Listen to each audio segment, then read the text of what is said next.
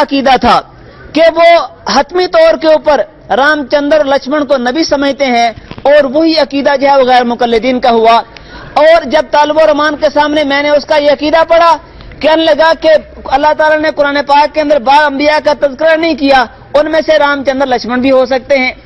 بات یہ ہے کہ ہو سکتے کی بات نہیں، اگر بات یہ ہوتی کہ رامچندر لکشمن نبی ہو سکتے ہیں تو یہ بات ہو سکتا ہے کسی نہ کسی درجے میں صحیح ہو جاتی، لیکن یہاں تو وحید الزمان کہہ رہا ہے کہ ہمارے اوپر واجب ہے کہ ہم مانیں کہ رامچندر لکشمن نبی ہیں۔ اس لیے میرے دوستو، غیر مقلدین کے عقائد انتہائی گمراہ کن عقائد ہے، اور اس فرقے کے عقائد نہ قرآن کے مطابق ہے نہ سنت کے مطابق ہے، جیسے کہ تفصیل مولانا نواز صاحب نے آپ کے سامنے بھی ذکر کر دیا۔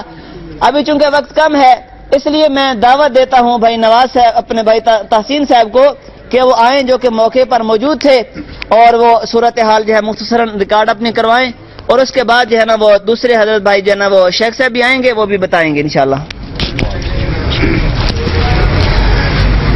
یہ 2 دن پہلے میں جو مولانا انصر باجوہ صاحب کا طالب الرحمان صاحب کے ساتھ جو بات چیت تھی، جو مناظرہ تھا، میں وہاں پہ موجود تھا، اور پہلے تو طالب الرحمان مولانا صاحب کے سامنے آنے کے لیے تیار ہی نہیں تھا، تو ایک خاص حکمت عملی کے تحت جب طالب الرحمان مولانا انصر باجوہ صاحب کے سامنے آیا اور اس کے بعد کوئی 20 سے 25 منٹ گفتگو ہوئی، اس کے بعد اس نے بھاگنے کی اور وہ بھاگ گیا، اور میں جو ہے نا یہ بات تو آپ کو بتا رہا ہوں، لیکن جو اس کے ساتھ ساتھ ہی میں پورے مسلک دیوبند کو یہ مبارکباد دیتا ہوں کہ انہوں نے یہ بہت بڑی فتح حاصل کی ہے ان رافضیوں کے خلاف، اور اس سارے واقعے کے اور بھی بہت سارے ایویڈنس ہمارے پاس موجود ہیں، وہ بھی اگر کوئی دیکھنا چاہے تو وہ بھی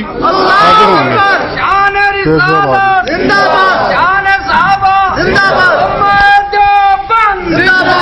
السلام علیکم، بسم اللہ الرحمن الرحیم۔ باجوہ صاحب نے جیسا فرمایا کہ کچھ ساتھی ان کے ساتھ ہے، میں بھی باجوہ صاحب کے ساتھ ہی تھا۔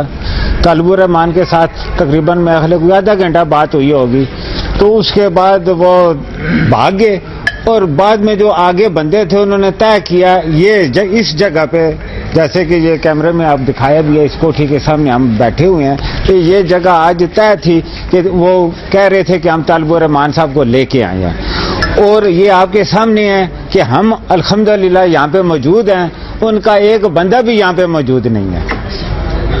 تو یہ آپ اس سے آپ اندازہ لگا لیں، سچ اور جھوٹ کا آپ اندازہ لگا لیں۔ جی جزاک اللہ، بالکل ٹھیک، نعرہ کو بھائی مخصوص کرتے ہیں۔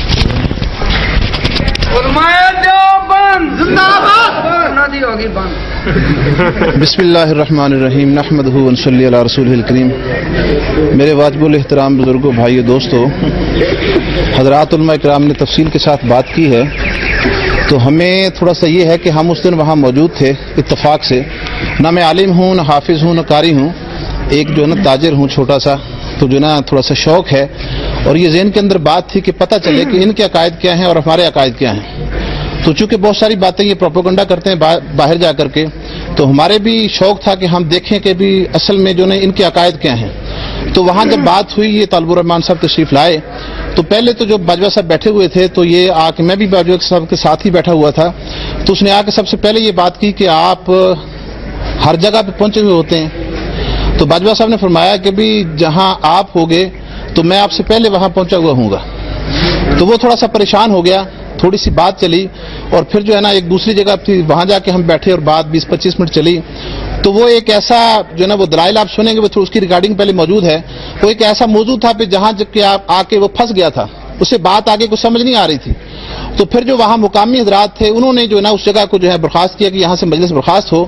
تو پھر باہر آ کے ہم نے طے کیا کہ ہم جو ہے نا کوئی دوسری جگہ طے کریں گے۔ بہت دیر تک ہم بیٹھے رہے، تو آپس میں اتفاق سے یہ جگہ طے پائی، اور وہ جو لڑکا عبداللہ تھا وہ غیر مقلدوں کی طرف سے تھا، اور جو ایک نجیب لڑکا تھا وہ دیوبندیوں کی طرف سے تھا، وہ آپس میں دوست تھے، اور انہوں نے طے کیا کہ یہ کوٹھی جو ہے یہ ایک غیر مقلد کی کوٹھی ہے، لیکن نجیب کے جو ہے نا زیر سایہ ہے، تو اس نے کہا کہ جی میں جو ہے نا یہاں بندوبست کروں گا۔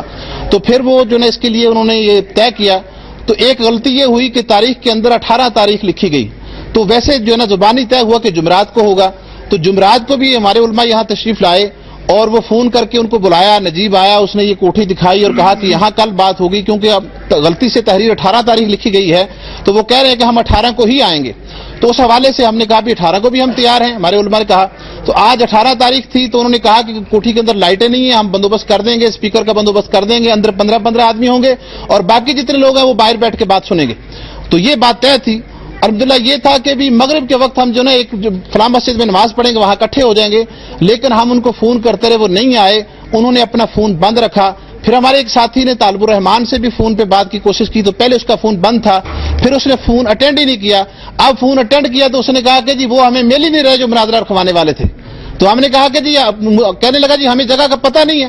تو ہمارے ساتھی نے کہا کہ بھی ہم آپ کو جگہ بتاتے ہیں، ہم وہاں کھڑے ہیں، آپ جہاں آئیں ہم لے لیتے ہیں، آپ کو وہاں پہنچا دیتے ہیں، تو آئیں آپ مناظرہ کریں۔ تو اس نے کہا کہ جی میں نہیں آؤں گا۔ تو میرے دوستو یہ واضح شکست ہے اس بات کی۔ آج بہترین موقع تھا، اگر ان کے پاس دلائل تھے تو وہ دلائل سے بات کرتے۔ پر دوستو یہ کوئی ہاں جی ایسا جھگڑے والی بات نہیں ہے۔ ہاں جی ہر آدمی کو حق ہے کہ وہ اپنی بات کو جو ہے وہ بیان کرے، اور دوسرے آدمی کو حق ہے کہ اگر بات مناسب نہیں ہے تو اس کو کہے کہ آپ کی مناسب نہیں ہے، بات قرآن و حدیث کے خلاف ہے۔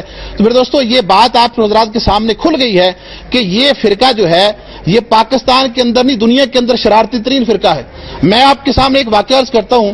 میرا وقت تبلیغی جماعت کے ساتھ لگا ہے، میں 3 چلے میں چلا تھا، 2006 کی بات ہے۔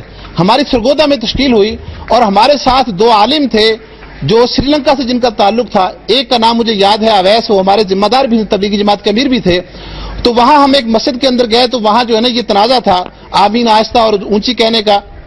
تو انہوں نے چونکہ وہ ہمارے ساتھی جو تھے جو سری لنکا والے تھے وہ آمین بالجہر کہتے تھے، اور وہ جو ہے نا مسلکن جو تھے وہ شافی تھے، تو وہاں انہوں نے آمین کہی تو ہمارے ایک ساتھی نے وہاں مقامی نے کہا کہ بھی آپ آمین بالجہر نہ کہیں۔ تو مجھے ذرا افسوس ہوا، میں نے کہا یہ ہمارے مہمان آئے ہوئے ہیں آپ کیوں روک رہے ہیں؟ تو انہوں نے کہا یہاں ہمارے ایک تنازع ہے، غیر مقلد ہمارے ہاں یہاں جواز پیدا کر کے ہماری شرارت کرتے ہیں۔ تو یہ بات جو ہے نا وہ اردو سمجھتے تھے، تو انہوں نے مجھ سے پوچھی کہ یہ جو ہے نا قاری صاحب کیا کہہ رہے ہیں؟ تو میں نے ان سے عرض کیا، میں نے کہا بھی یہ بات کر رہے ہیں کہ بھی یہاں جو ہے نا ایک تنازع ہے۔ تو انہوں نے کہا عجیب بات ہے۔ تو انہوں نے کہا کہ یہ جو ہے آپ کے ہاں یہ جو لوگ شرارت کرتے ہیں یہ مقلد نہیں ہے، کسی امام کے مقلد نہیں ہے۔ میں نے کہا یہ غیر مقلد ہیں۔ تو انہوں نے فرمایا کہ ہمارے سری لنکا کے اندر بھی یہ غیر مقلد ہیں، لیکن وہاں وہ سارے دلائل دیتے ہیں جو آپ حنفیوں کے دلائل ہیں۔ وہاں یہ کہتے ہیں کہ شافی سارے مشرک ہیں، وہاں کہتے ہیں کہ آمین بالجہر کہنا جو ہے نماز نہیں ہوتی، اور وہاں کہتے ہیں رفع دین کے ساتھ نماز نہیں ہوتی، وہاں کہتے ہیں آپ سینے پہ ہاتھ باندھتے ہو، یہ غلط ہے۔ اور پاکستان کے اندر یہ کہتے ہیں کہ ابھی آمین کے بغیر جو ہے نماز نہیں ہوتی، اور جو ہے نا آپ رفع دین جو ہے کرتے ہیں، ہاں جی نہ کرے تو اس سے نماز نہیں ہوتی، اور وہاں کہتے ہیں کرے تو نماز نہیں ہوتی۔ تو ایک یہ فتنہ ہے جو پوری دنیا کے اندر برپا ہے، اور جو ہے جیسے جو ہے آج پوری دنیا کو معلوم ہے کہ ساری جو طاغوتی قوتیں ہیں وہ ایک جگہ پر جمع ہیں اور مسلمانوں کو وہ بکھیرنا چاہتی ہیں۔ میرے دوستو آج پوری دنیا کے اندر اگر کوئی کام ہو رہا ہے تو اہل سنت والجماعت دیوبندی مسلک کے حوالے سے تبلیغی کام ہو، جہادی کام ہو، اور جو ہے تصنیف کا کام ہو، اور پوری دنیا کے اندر کفر جس سے لرزاں ہے وہ الحمدللہ اہل سنت والجماعت دیوبندی ہیں۔ بلکہ اب تو واشنگٹن نام لے کر کے کہتے ہیں،